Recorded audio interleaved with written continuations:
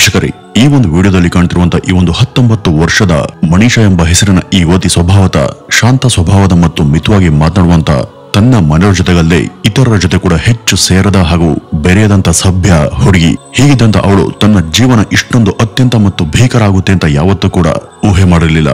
ಇವಳ ಈ ಕತೆ ಎಂತ ಕಲ್ಲು ಹೃದಯವನ್ನು ಕೂಡ ಒಂದು ಕ್ಷಣ ಮಿಡಿಯುವಂತೆ ಮಾಡುತ್ತೆ. ಈ ಒಂದು ಪ್ರಕರಣದಲ್ಲಿ ಮುಂದೆ ನಡೆದಂತ ಸಾಕಷ್ಟು ಸಂಗತಿಗಳೆಲ್ಲ ಅನೇಕ ಪ್ರಶ್ನೆಗಳನ್ನ ಎಬ್ಸಿವೆ. ನ್ಯಾಯದ ಹೆಸರಲ್ಲಿ ಹೇಗೆ ಮಧ್ಯಾಹ್ನಕ್ಕೆಲ್ಲ ಸತ್ಯವನ್ನ ಮಣ್ಣಲ್ಲಿ ಹಾಕಿ ಸಮಾಧಾನ ಮಾಡಬಹುದು ಅನ್ನೋದಕ್ಕೆ ಇದು ಒಂದು ತಾಜಾ ಉದಾಹರಣೆ. ಈ ಒಂದು ಪ್ರಕರಣವನ್ನ ಅರ್ಥ ಮಾಡ್ಕೊಳ್ಬೇಕು ಅಂದ್ರೆ ಅದರ ಪ್ರತಿಯೊಂದು ಆಯಾಮವನ್ನು ಕೂಡ ಹಂತವಾಗಿ ನೋಡಬೇಕು. ಪ್ರಸ್ತುತ ಇದು ಹರಿಯಾಣ ರಾಜ್ಯದ ಭಿವಾನಿ ಜಿಲ್ಲೆಯ ಲೋಹಾರು ತಾಲೂಕಿನ ಧಾನಿ ಲಕ್ಷ್ಮಣ ಅನ್ನುವಂತ ಒಂದು ಗ್ರಾಮದಲ್ಲಿ ನಡೆದಂತ ಘಟನೆ. ಇದೇ ವರ್ಷದ ಆಗಸ್ಟ್ 11ನೇ ತಾರೀಕು ಈ ಒಂದು ಘಟನೆ ವರದಿಯಾಗಿದೆ. ಇದರ ಹಿನ್ನೆಲೆ ಏನು ಅಂತ ನೋಡೋದಾದ್ರೆ, ಇಲ್ಲಿಯ ಒಂದು ಲೇಡೀಸ್ ಕಿಡ್ಸ್ ಕೇರ್ ಬಾಲ ವಿದ್ಯಾಲಯದಲ್ಲಿ ಶಿಕ್ಷಕಿಯಾಗಿ ಕೆಲಸ ಮಾಡ್ತಿದ್ದಂತ ಮನೀಷಾ ಎಂದಿನಂತೆ ಅವತ್ತು ಕೂಡ ಕೆಲಸಕ್ಕೆ ಮನೆಯಿಂದ ಹೊರಡ್ತಾಳೆ. ಆದ್ರೆ ಆ ಮನೆಯಿಂದ ಹಾಗೆ ಹೊರಗಡೆ ಹೋದಂತ ಅವಳ ಈ ಹೆಜ್ಜೆ ಗುರುತುಗಳು ಮತ್ತೆ ತಿರುಗಿ ಅವಳ ಮನೆ ಬಾಗಿಲನ್ನ ನೋಡ್ಲಿಲ್ಲ. ಅವತ್ತೇ ಮಧ್ಯಾಹ್ನ 1:58ಕ್ಕೆ ಸರಿಯಾಗಿ ಮನೀಷಾ ಶಾಲೆಯಿಂದ ಹೊರಬಂದು ಹತ್ತಿರದಲ್ಲೇ ಇದ್ದಂತ ನರ್ಸಿಂಗ್ ಕಾಲೇಜಿಗೆ ಪ್ರವೇಶದ ಅರ್ಜಿ ಸಲ್ಲಿಸೋದಕ್ಕೆ ಹೋಗಿದ್ಲು. ಈಕೆ ಈ ಒಂದು ವಿಷಯವನ್ನ ತನ್ನ ತಂದೆ ಬಳಿ ಕೂಡ ಹೇಳ್ಕೊಂಡಿದ್ಲು. ಇದೀಗ ನೀವು ನೋಡ್ತಿರೋದು ಅವಳು ಕೊನೆ ಸಲ ಜೀವಂತವಾಗಿದ್ದುದರ ಕುರಿತಾದಂತ ಕೊನೆಯ ಡಿಜಿಟಲ್ ಸಾಕ್ಷಿ. ಅವಳ ಅಂತಿಮ ದೃಶ್ಯವನ್ನ ನೀವಿಲ್ಲಿ ಗಮನಿಸಬಹುದು. ಅವತ್ತು ಸಂಜೆ ಸಮಯ ಆದ್ರೂ ಕೂಡ ಆಕೆ ಮನೆಗೆ ತಲುಪ್ತಾ ಇದ್ದಾಗ ಅವ್ರ ತಾತನಿಗೆ ಸಹಜವಾಗಿಯೇ ಈ ಬಗ್ಗೆ ಚಿಂತೆ ಶುರುವಾಗುತ್ತೆ. ಆ ಏರಿಯಾದ ಬಸ್ ಚಾಲಕನ ಬಳಿ ಕುರಿತು ವಿಚಾರಿಸಿದಾಗ ಅವಳು ಕಾಲೇಜಿಗೆ ಅಂತ ಇದೇ ಬಸ್ ಅಲ್ಲಿ ಇವತ್ತು ಬೆಳಿಗ್ಗೆ ಸಂಚರಿಸಿದ್ದು ನಿಜ, ಆದ್ರೆ ವಾಪಸ್ ಬರೋದಕ್ಕೆ ತಡ ಆಗಿರ್ಬೋದು, ಹಾಗಾಗಿ ನಾನು ಗಮನಿಸಲಿಲ್ಲ ಅಂತ ಹೇಳ್ತಾರೆ. ಆದ್ರೆ ಸಂಜೆ 4:30 ಸಮಯ ಆದ್ರೂ ಕೂಡ ಅವಳು ಮನೆಗೆ ಬಂದಿರಲಿಲ್ಲ. ಇದರಿಂದ ಸ್ವಲ್ಪ ಭಯಗೊಂಡಂತ ಅವ್ರ ತಾತ ಈ ಮನೀಷಳ ತಂದೆ ಸಂಜಯ್ ಸಿಂಗ್ಗೆ ಈ ಬಗ್ಗೆ ತಿಳಿಸೋದಕ್ಕೆ ಕರೆ ಮಾಡ್ತಾರೆ. ಅದೇ ದಿನ ಸಂಜೆ 6:15ಕ್ಕೆ ಮನೀಷಳಿಂದ ಅವ್ರಿಗೆ ಕರೆ ಬರುತ್ತೆ. ಆದ್ರೆ ಅದರ ಅವಧಿ ಕೇವಲ 10 ಸೆಕೆಂಡ್ ಮಾತ್ರ. ಅದರಲ್ಲಿ ಯಾವುದೇ ಧ್ವನಿ ಇರಲಿಲ್ಲ. ಇದಾದ ನಂತರ ಆಕೆ ಮೊಬೈಲ್ ಸ್ವಿಚ್ ಆಫ್ ಆಗಿತ್ತು. ತಕ್ಷಣ ಅವ್ರ ತಂದೆ ಲೋಹರ್ನ ಬಸ್ ಹತ್ತಿ ಸಿಂಗಾನಿಯಾ ಐಡಿಯಲ್ ಇಂಟರ್ನ್ಯಾಷನಲ್ ಕಾಲೇಜ್ಗೆ ತಕ್ಷಣ ಧಾವಿಸ್ತಾರೆ. ಅಲ್ಲಿ ವಿಚಾರಿಸಿದಾಗ ಆ ವಿದ್ಯಾ ಕೇಂದ್ರದ ಗಾರ್ಡ್ ಮತ್ತು ರಿಸೆಪ್ಷನಿಸ್ಟ್ ಇಬ್ರು ಕೂಡ ಮನೀಷಾ ಇಲ್ಲಿಗೆ ಬಂದಿಲ್ಲ ಅಂತ ಉತ್ತರಿಸ್ತಾರೆ. ಆದ್ರೆ ಅಲ್ಲೊಂದು ವಿಚಿತ್ರವನ್ನ ಈ ಮನೀಷಳ ತಂದೆ ಗಮನಿಸ್ತಾರೆ. ಅದೇನಪ್ಪ ಅಂದ್ರೆ, ಈ ಸಿಬ್ಬಂದಿ ಆ ಒಂದು ಸಮಯದಲ್ಲಿ ಮದ್ಯವನ್ನ ಸೇವಿಸಿದಂತೆ ಕಂಡುಬಂತು. ಡ್ಯೂಟಿಯ ಸಮಯದಲ್ಲೂ ಕೂಡ ಮದ್ಯಪಾನ ಮಾಡಿದಂತ ಆ ಸಿಬ್ಬಂದಿಯ ವರ್ತನೆ, ನಡೆ, ನುಡಿ ಇದೆಲ್ಲವನ್ನು ಕೊಂಡು ಅವ್ರಿಗೆ ಯಾಕೋ ಅವ್ರ ಮೇಲೇನೆ ಸಂಶಯ ಮೂಡುತ್ತೆ. ತಡ ಮಾಡದಂತ ಸಂಜೆ ಕೂಡಲೇ ಎಮರ್ಜೆನ್ಸಿ ನಂಬರ್ 112ಗೆ ಕರೆ ಮಾಡಿ ಪೊಲೀಸರಿಗೆ ಈ ಕುರಿತು ಮಾಹಿತಿಯನ್ನ ಕೊಡ್ತಾರೆ. ಆದ್ರೆ ಪೊಲೀಸರು ಸಹಾಯ ಮಾಡುವಂತ ಬದಲು, ನಿಮ್ಮ ಹುಡುಗಿ ಇಷ್ಟೊತ್ತಾದ್ರೂ ಪತ್ತೆ ಇಲ್ಲ ಅಂದ್ರೆ ಆಕೆ ತನ್ನ ಗೆಳೆಯರ ಜೊತೆ ಎಲ್ಲೋ ಪಿಕ್ನಿಕ್ಗೆ ಹೋಗಿರ್ಬೋದು, 1 ಅಥವಾ 2 ದಿನಗಳಲ್ಲಿ ಬರ್ತಾರೆ ಬಿಡಿ, ತಲೆ ಕೆಡಿಸ್ಕೋಬೇಡಿ ಅಂತ ನಿರ್ಲಕ್ಷ್ಯವನ್ನ ತೋರಿದ್ರು. ಇದರಿಂದ ನಿರಾಶೆಗೊಂಡಂತ ಆಕೆ ತಂದೆ ಅಲ್ಲಿಂದ ಮನೆಗೆ ಹಿಂದಿರುಗ್ತಾರೆ.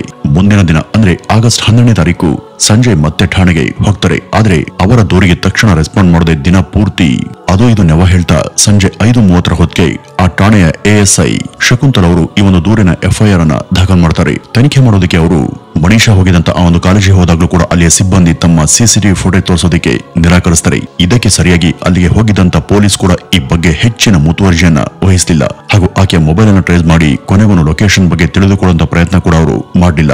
ಇದಾಗಿ ಮಾರನೇ ದಿನ ಅಂದ್ರೆ ಆಗಸ್ಟ್ 13ನೇ ತಾರೀಕು ಈ ಸಂಜೆ ಅವರಿಗೆ ಪೊಲೀಸರಿಂದ ಒಂದು ಕರೆ ಬರುತ್ತೆ. ಹಾಗೆ ಬಂದಂತ ಆ ಒಂದು ಕರೆಯಲ್ಲಿ ಆ ಒಂದು ಕಾಲೇಜಿನಿಂದ ಸುಮಾರು 1 ಕಿಲೋಮೀಟರ್ ದೂರದ ಹೊಲದ ಬಳಿ ಇದ್ದಂತ ಒಂದು ನಾಲೆಯಲ್ಲಿ ಒಬ್ಬ ಅಪರಿಚಿತ ಯುವತಿಯ ಶವ ಪತ್ತೆಯಾಗಿದೆ. ನೀವು ಅಲ್ಲಿ ಬಂದು ಅದನ್ನ ಗುರ್ತು ಹಿಡಿಯಿರಿ ಅಂತ ಅವ್ರಿಗೆ ಸೂಚನೆಯನ್ನ ಕೊಡ್ಲಾಯ್ತು. ತಕ್ಷಣ ಸ್ಥಳಕ್ಕೆ ತಲುಪದಂತ ಸಂಜಯ್ ಅವರ ಜಂಘಾಬಲನೆ ಕುಸ್ತಂತಾಗಿತ್ತು. ಯಾಕೆಂದ್ರೆ ಅವರ ಮಗಳಾದಂತ ಮನೀಷಾ ಅಲ್ಲಿ ಸತ್ವದಂತ ಸ್ಥಿತಿಯಲ್ಲಿ ಅಲುಗಾಡದೇನೆ ಬಿದ್ದಿದ್ಲು. ಆ ಒಂದು ಶವದ ಸ್ಥಿತಿಯಂತೂ ನೋಡೋದಕ್ಕೆ ಹೃದಯ ವಿದ್ರಾವಕವಾಗಿತ್ತು. ಆಕೆ ಮುಖ ಸಂಪೂರ್ಣ ಕರಗಿ ಹೋದಂತೆ ಹಾಗೂ ಅದಕ್ಕೆ ಆಸಿಡ್ ಅನ್ನ ಎರಚಿದಂತೆ ಅದು ಸುಟ್ಟು ಕರಕಲಾಗಿ ಗುರ್ತ ಸಿಗದಷ್ಟು ವಿರೂಪವಾಗಿತ್ತು. ಆಕೆಯ ಮುಖದ ಮೇಲೆ ಕಣ್ಣುಗಳೇ ಇರಲಿಲ್ಲ. ಆಕೆಯ ಬಾಯಲ್ಲಿ ಇದ್ದಂತ ಸಾಕಷ್ಟು ಹಲ್ಲುಗಳು ಜಖಂಗೊಂಡು ಅವು ಉದುರು ಹೋಗಿದ್ವು. ಈ ಮನೀಷಳ ಕುತ್ತಿಗೆ ಕತ್ತರಿಸಲ್ಪಟ್ಟಂತ ಸ್ಥಿತಿಯಲ್ಲಿ ದೇಹಕ್ಕೆ ಅದು ಸ್ವಲ್ಪ ಅಂಟ್ಕೊಂಡು ಜೋತಾಡ್ತಿತ್ತು. ಮನುಷ್ಯತ್ವನೇ ಇರದಂತ ನರರೂಪದ ರಾಕ್ಷಸರು ಮಾತ್ರ ಇಂಥ ಕೆಲಸ ಮಾಡೋದಕ್ಕೆ ಸಾಧ್ಯ ಅನ್ನುವಷ್ಟು ಆಕೆ ದೇಹ ಜರ್ಜರಿತವಾಗಿ ಹೋಗಿತ್ತು. ಅದ್ಯಾವ ರಾಕ್ಷಸರ ಕೈಗೆ ಅವಳು ಸಿಕ್ಕಿದ್ಲು ಹಾಗೂ ಸಾಯುವಂತ ಮುನ್ನ ಅದೆಷ್ಟು ನೋವು ಹಿಂಸೆಯನ್ನು ಅನುಭವಿಸಲು ಅದು ಆ ದೇವ್ರಿಗೆ ಮಾತ್ರ ಗೊತ್ತು. ಈ ಒಂದು ಭೀಕರವಾದಂತ ಸುದ್ದಿ ಊರಿನ ತುಂಬೆಲ್ಲ ಬಂಡಾಯದ ಕಿಚ್ಚನ್ನ ಹಚ್ಚಿತ್ತು.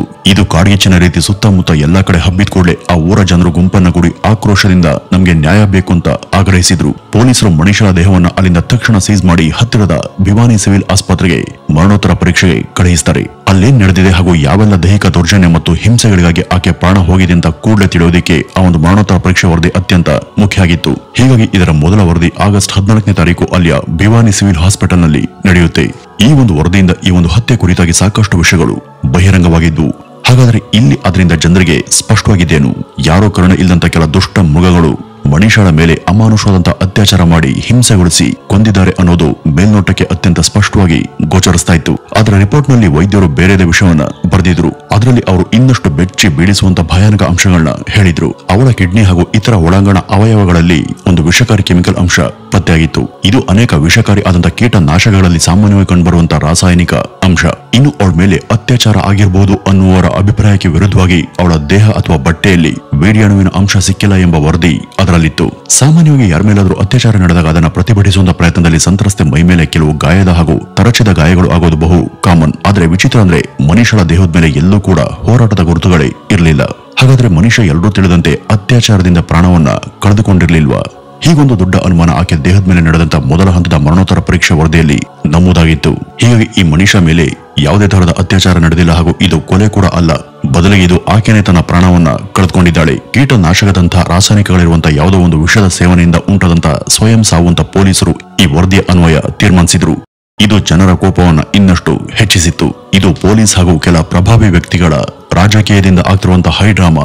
ಇಲ್ಲಿ ಏನೋ ಗೇಮ್ ನಡೆಸಿ ಈ ಒಂದು ಕೇಸನ್ನ ಹಳ್ಳ ಹಿಡಿಸುವಂತ ಪ್ರಯತ್ನವನ್ನ ಮಾಡ್ತಿದ್ದಾರೆ ಅಂತ ಜನ ಆರೋಪಿಸಿ ಜನರು ತಮ್ಮ ಆಕ್ರೋಶವನ್ನು ಹೊರಹಾಕಿ ಪೊಲೀಸ್, ಕಾನೂನು ಹಾಗೂ ವ್ಯವಸ್ಥೆಗೆ ಛೇಮಾರಿ ಹಾಕೋದಕ್ಕೆ ಶುರು ಮಾಡಿದ್ರು.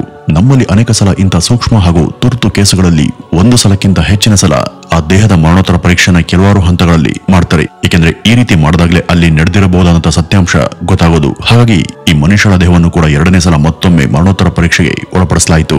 ಈ ಸಲ ಇದರ ಎರಡನೇ ಸಲದ ಮರಣೋತ್ತರ ಪರೀಕ್ಷೆ ಆಗಸ್ಟ್ 10ನೇ ತಾರೀಕು ರೋಹತಕ್ನ PGIನಲ್ಲಿ ಶಿಸ್ತುಬದ್ಧವಾಗಿ ನಡೆಯಿತು. ಆದ್ರೆ ಈ ಎರಡನೇ ಸಲದ ಮರಣೋತ್ತರ ಪರೀಕ್ಷೆ ವರದಿಯಲ್ಲೂ ಕೂಡ ಅಂತ ಮಹತ್ತರವಾದಂತಹ ಸಂಗತಿ ಯಾವುದೂ ಕೂಡ ಹೊರಬರಲಿಲ್ಲ. ಇದರಲ್ಲಿ ಆಕೆ ಕುತ್ತಿಗೆ ಮೇಲೆ ಆಗಿದಂತ ಗಾಯ ಯಾವುದೋ ಕಾಡಿನ ಮಾಂಸಾಹಾರಿ ಪ್ರಾಣಿಯಿಂದ ಕಚ್ಚಿದಂತ ಗುರುತು ಅಷ್ಟೇ ಅಂತ ವೈದ್ಯರು ಬರೆದಿದ್ರು. ಹಾಗೂ ಇಲ್ಲೂ ಕೂಡ ಆಕೆ ಮೇಲೆ ಯಾವುದೇ ತರಹದ ಅತ್ಯಾಚಾರ ಆಗಿಲ್ಲ ಎಂಬುದನ್ನು ಕೂಡ ಇವರು ಪುನರಾವರ್ತಿಸಿದ್ರು. ಇಲ್ಲಿ ಆಕೆ ಮುಖದ ಮೇಲೆ ಆಗಿದಂತ ಇತರೆ ಹಾನಿಗಳು ಕೂಡ ಪ್ರಾಣಿಗಳು ಕಚ್ಚಿರೋದ್ರಿಂದ ಆಗಿದೆ ಅಂತ ಅವರು ನಮೂದಿಸಿದ್ರು. ಇದನ್ನೆಲ್ಲ ಕೇಳಿ ಹೈರಾಣಾದಂತ ಆಕೆ ಕುಟುಂಬದವರು ಅವಳ ದೇಹದ ಅಂತ್ಯಕ್ರಿಯೆ ಮಾಡೋದಕ್ಕೆ ನಿರಾಕರಿಸಿದ್ರು. ಯಾರಿಗೂ ಕೇಳನ್ನ ಬಯಸ್ತಾ ಇದ್ದಂತ ತಮ್ಮ ಮಗಳು ಇಷ್ಟು ದಾರುಣವಾಗಿ ಕೊಲೆಯಾಗಿದ್ದಾಳೆ, ಆಕೆಯನ್ನ ಕೊಲೆ ಮಾಡಿದವರನ್ನ ಹಿಡಿಯುವವರೆಗೂ ಅವಳ ದೇಹಕ್ಕೆ ನಾವು ಯಾವುದೇ ತರಹದ ಮುಕ್ತಿಯನ್ನ ಕೊಡಲ್ಲ ಅಂತ ಅವರು ಹಠ ಹಿಡಿದ್ರು. ಈ ಮನುಷ್ಯಳ ಸಾವು ಅತ್ಯಂತ ಸಂಶಯಾಸ್ಪದ ರೀತಿಯಲ್ಲಿ ನಡೆದು ಹೋಗಿತ್ತು. ಹಾಗೂ ಅಷ್ಟೆಲ್ಲ ತನಿಖೆ ಮತ್ತು ವಿಚಾರಣೆಗಳಿಂದನೂ ಕೂಡ ಇದರ ಹಿಂದೆ ನಡೆದಿರುವಂತಹ ಸತ್ಯ ಕೂಡ ಹೊರಬರುವಂತ ಬಗ್ಗೆ ಭರವಸೆ ಇರಲಿಲ್ಲ. ಸಾಲದಕ್ಕೆ ಇದರ ಮರಣೋತ್ತರ ವರದಿ ಕೂಡ ಈ ಒಂದು ಹತ್ಯೆಯನ್ನ ಸರಿಯಾದ ರೀತಿಯಲ್ಲಿ ನಿರೂಪಿಸುವಲ್ಲಿ ಸಹಕರಿಸಲಿಲ್ಲ. ಹೀಗಿರುವಾಗ ಈ ಒಂದು ಕೇಸ್ಗೆ ನಿಜಕ್ಕೂ ನ್ಯಾಯ ಸಿಗುತ್ತಾ ಅಥವಾ ಇದು ಕೂಡ 10ರ ಪೈಕಿ 11ರ ರೀತಿ ಆಗುತ್ತಾ ಅಂತ ಮನುಷ್ಯಳ ಪೋಷಕರಿಗೆ ಹಾಗೂ ಊರಿನ ಜನಕ್ಕೆ ಅನ್ಸೋದಕ್ಕೆ ಶುರುವಾದಂತ ಬೆನ್ನಲ್ಲೇ ಈ ಒಂದು ಕೇಸಿನ ತನಿಖೆ ಮಾಡ್ತಾ ಇದ್ದಂತ ಪೊಲೀಸರಿಗೆ ಅನುಮಾನಾಸ್ಪದ ಚೀಟಿಯೊಂದು ಸಿಗುತ್ತೆ. ಇದೇ ಆಗಸ್ಟ್ 18ನೇ ತಾರೀಕು ಪೊಲೀಸರು ಅಚಾನಕ್ಕಾಗಿ ಒಂದು ಮೆಸೇಜ್ ಅನ್ನ ಪ್ರಕಟಿಸ್ತಾರೆ. ಅದರಲ್ಲಿ ಈ ಮನುಷ್ಯ ಸಾಯುವಂತ ಮುನ್ನ ಬರೆದಿಟ್ಟಿದ್ದಂತ ಚೀಟಿಯೊಂದು ನಮಗೆ ಸಿಕ್ಕಿದೆ ಎಂಬ ಒಕ್ಕಣೆ ಇತ್ತು. ಆದ್ರೆ ಇಲ್ಲಿ ಎಲ್ಲರಿಗೂ ಉದ್ಭವವಾದಂತ ಪ್ರಶ್ನೆ ಏನು ಅಂದ್ರೆ, ಆ ದೇಹ ಸಿಕ್ಕಿ ಇಷ್ಟು ದಿನ ಕಳೆದು ಹೋದ್ಮೇಲೆ ಯಾಕೆ ಇದನ್ನ ದಿಢೀರಂತ ಹೊರತಂದ್ರು? ಇದನ್ನ ಇವರು ಎಲ್ಲಿಂದ ತಂದ್ರು? ಇಷ್ಟು ದಿನ ಯಾಕೆ ಇವರಿಗೆ ಸಿಗ್ಲಿಲ್ಲ? ಹಾಗೂ ಈಗ ಏಕಾಏಕಿ ಇದು ಹೇಗೆ ಇವರಿಗೆ ಸಿಕ್ತು ಅಂತ ಜನರಿಗೆ ಮೇಲಿಂದ ಮೇಲೆ ಗೊಂದಲಗಳು ಶುರುವಾದವು. ಇದಕ್ಕೆಲ್ಲ ಪೂರಕವಾಗಿ ಅವರಿಗೆ ಸಿಕ್ಕಿದಂತ ಆ ಒಂದು ನೋಟ್ನಲ್ಲಿ ಹಲವಾರು ಅನುಮಾನಗಳು ಹುಟ್ಟಾಕುವಂತೆ ಇತ್ತು. ಅದರಲ್ಲಿ ಬರೆಯಲಾಗಿದ್ದಂತ ಆ ಒಂದು ಹಸ್ತಾಕ್ಷರದಲ್ಲಿ ಯಾವುದೇ ತರಹದ ಒತ್ತಡದ ತೀವ್ರತೆ ಇದ್ದ ಹಾಗೆ ಕಾಣಿಸ್ತಿಲ್ಲ. ಅದನ್ನ ಯಾರೋ ಅತ್ಯಂತ ಶಾಂತ ಸ್ಥಿತಿಯಲ್ಲಿ ಬರೆದಂತಿತ್ತು. ಪ್ರಾಣವನ್ನು ಕಳೆದುಕೊಳ್ಳುವಂತಹ ಸಮಯದಲ್ಲಿ ಯಾರೇ ಆಗ್ಲಿ ಆಗ ಅವ್ರ ಮನಸ್ಥಿತಿ ಅತ್ಯಂತ ಪ್ರಕ್ಷುಬ್ಧ ಅಥವಾ ಭಯಪಟ್ಟಂತ ಸ್ಥಿತಿಯಲ್ಲಿ ಇರುತ್ತೆ. ಅಥವಾ ಅವರು ಈ ಒಂದು ಸಮಯದಲ್ಲಿ ದುಃಖಿತರಾಗಿ ಬದುಕಿನ ಎಲ್ಲಾ ಭರವಸೆಯನ್ನ ಕಳೆದುಕೊಂಡಿರ್ತಾರೆ. ಅಂತ ಖಿನ್ನತೆಯ ಒತ್ತಡದಲ್ಲಿ ಈ ಒಂದು ನೋಟನ ಬರೆಯುವಾಗ ಅಲ್ಲಿ ಮೂಡುವಂತ ಅಕ್ಷರಗಳು ಏರುಪೇರಾಗಬೇಕು. ಅದನ್ನು ನೋಡಿದ ತಕ್ಷಣ ಅದು ಪಕ್ಕ ಇದು ಸಾಯುವಂತ ಮೊದಲೇ ಬರ್ದಿದ್ದಾರೆ ಅಂತ ಅನ್ನಿಸುವಂತಿರ್ಬೇಕು. ಆದ್ರೆ ಈ ಮನುಷ್ಯ ಬರ್ದಿದ್ಲು ಅನ್ನಲಾದಂತ ಈ ಒಂದು ಚೀಟಿ ಅದಕ್ಕೆ ವಿರುದ್ಧವಾಗಿತ್ತು. ಈ ಒಂದು ತನಿಖೆಯಲ್ಲಿ ಮೊದಲಿಂದನೂ ಕೂಡ ಹಲವಾರು ಲೋಪಗಳು ನಡೆದಿರೋದನ್ನ ನಾವಿಲ್ಲಿ ಗಮನಿಸಬಹುದು. ಮೇಲಾಗಿ ಈ ಒಂದು ಕೇಸನ್ನ ಸ್ವತಃ ಆಕೆನೆ ತನ್ನ ಪ್ರಾಣವನ್ನು ಕಳೆದುಕೊಂಡಿದ್ದಾಳೆ ಅಂತ ಬಿಂಬಿಸುವಂತ ರೀತಿ ಇತ್ತು. ಹಾಗಾಗಿ ಈ ಒಂದು ಪತ್ರ ಕೂಡ ಅದರ ಒಂದು ಭಾಗನೇ ಆಗಿರಬಹುದು. ಈ ಮನುಷ್ಯ ಕೊನೆಯದಾಗಿ ಜೀವಂತವಾಗಿ ಕಂಡು ಬಂದಂತ ಆ ಒಂದು ಕಾಲೇಜಿನ ಆವರಣದಲ್ಲಿ ಇದ್ದಂತ CCTVಯನ್ನು ಪಡೆದು ಯಾರು ಕೂಡ ನೋಡಿಲ್ಲ. ಆ ಒಂದು ಹತ್ಯೆ ಕ್ರೈಮ್ ಸೀನ್ ಅನ್ನು ಕೂಡ ಸುರಕ್ಷಿತವಾಗಿ ರಕ್ಷಣೆ ಮಾಡಿಲ್ಲ. ತಂತ್ರಜ್ಞಾನದ ಸಹಾಯ ಪಡೆದು ಅವಳ ಮೊಬೈಲ್, ಕಾಲ್ ರೆಕಾರ್ಡ್, ಲೊಕೇಶನ್ ಇದ್ಯಾವುದನ್ನು ಕೂಡ ಅವರು ಚೆಕ್ ಮಾಡಿಲ್ಲ. ಅವಳ ಬಟ್ಟೆಗಳಲ್ಲಿ ಅವಳು ಸಾಯುವಂತ ಮೊದಲು ಹೋರಾಟವನ್ನು ನಡೆಸಿದಾಗ ಆಗಿದ್ದಂತ ಹರಿದ ಗುರುತುಗಳು ಇದ್ರೂ ಕೂಡ ಅದನ್ನ ತನಿಖೆಗೆ ಬಳಸದೆ ನಿರ್ಲಕ್ಷ್ಯ ಮಾಡಿದ್ರು. ಇನ್ನು ಆಕೆ ಶವದ ಬಳಿ ಮದ್ಯದ ಬಾಟಲ್, ಟೈರ್ ಗುರುತುಗಳು ಸಿಕ್ಕಿದ್ರು ಕೂಡ ಅವುಗಳನ್ನ ಫೋರೆನ್ಸಿಕ್ ಪರೀಕ್ಷೆಗೆ ರವಾನೆ ಮಾಡಿಲ್ಲ. ಇದ್ರ ಜೊತೆ ಇಲ್ಲಿ ವೈದ್ಯರ ವರದಿಗಳಲ್ಲೂ ಕೂಡ ಸಾಕಷ್ಟು ತಪ್ಪುಗಳು ಇರೋದನ್ನ ನಾವು ನೋಡಬಹುದು. ಈ ಮನುಷ್ಯಳ ಶವದ ಮೊದಲ ಮರಣೋತ್ತರ ಪರೀಕ್ಷೆ ನಡೆದದ್ದು ಭಿವಾನಿಯ ಆಸ್ಪತ್ರೆಯಲ್ಲಿ. ಅದರ ರಿಪೋರ್ಟ್ ನಲ್ಲಿ ಮನುಷ್ಯಳ ಮುಖದಲ್ಲಿ ಕಣ್ಣುಗಳೇ ಇಲ್ಲ ಅಂತ ಬರೆಯಲಾಗಿತ್ತು.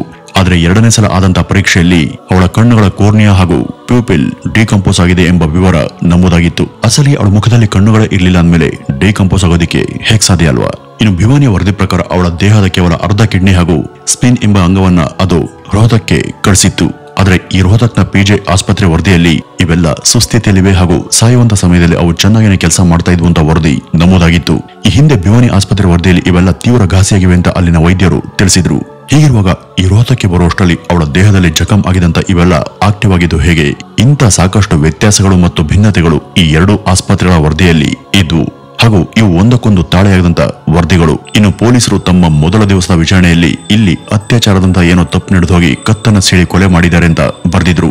ಈ ರೀತಿ ಇದು ಖಂಡಿತ ಕೊಲೆ ಹಾಗೂ ಅತ್ಯಾಚಾರನೇ ಇರಬಹುದು ಅಂತ ಪೊಲೀಸರು ಮೊದಲೇ ಹೇಳಿದ್ರು. ಆದ್ರೆ ತದನಂತರ ಪೊಲೀಸರು ತಮ್ಮ ಕಥನವನ್ನೇ ಬದಲಿಸಿದ್ರು. ಅವ್ರು ಹೀಗೆ ಮಾಡಿದ್ದು ಯಾಕೆ? ಇಲ್ಲಿ ಪೊಲೀಸ್ ಊಹೆನ ಬದಲು ಮಾಡುವಂತ ಬಲವಾದಂತ ಒತ್ತಡ ಯಾರಿಂದ ಮತ್ತು ಯಾವಾಗ ಹೇಗ್ ಬಿತ್ತು ಅನ್ನುವಂತ ಪ್ರಶ್ನೆಗಳಿಗೆ ಸಮರ್ಪಕವಾದಂತಹ ಉತ್ತರಗಳು ಸಿಗ್ಲಿಲ್ಲ. ಒಟ್ನಲ್ಲಿ ಈ ಒಂದು ಕೇಸಲ್ಲಿ ನಡೆದಂತ ಎಲ್ಲಾ ತರಹದ ತನಿಖೆಯ ಲೋಪ, ವೈದ್ಯಕೀಯ ವರದಿಗಳು, ಸಾಕ್ಷಿ ಮರೆಮಾಚುವಿಕೆ ಹಾಗೂ ಸಾಕ್ಷಿ ನಾಶ ಇವೆಲ್ಲವೂ ಕೂಡ ಒಂದೊಂದನ್ನು ಸ್ಪಷ್ಟವಾಗಿ ಕೊಲೆ ಪ್ರಕರಣ ಅಂತಾನೆ ದೃಢೀಕರಿಸ್ತಾ ಇದ್ವು. ಇಲ್ಲಿ ಅತ್ಯಾಚಾರ ನಡೆದಿರುವಂತ ಅಥವಾ ಅತ್ಯಾಚಾರದ ಪ್ರಯತ್ನ ಕೂಡ ನಡೆದಂತ ಸಾಧ್ಯತೆ ಬಹಳ ಇದೆ. ಆದರೆ ಇಷ್ಟೆಲ್ಲ ಇದ್ರೂ ಕೂಡ ಕಾನೂನು ಪರಿಪಾಲಕರ ನಿರ್ಲಕ್ಷ್ಯ ಮತ್ತು ತಂತ್ರಜ್ಞಾನದ ಸಮರ್ಪಕವಾದಂತಹ ಬಳಕೆಯನ್ನ ಮಾಡದೆ ಇಲ್ಲಿ ಸತ್ಯವನ್ನ ಹಾಳು ಮಾಡಲಾಗಿದೆ ಅಷ್ಟೇ.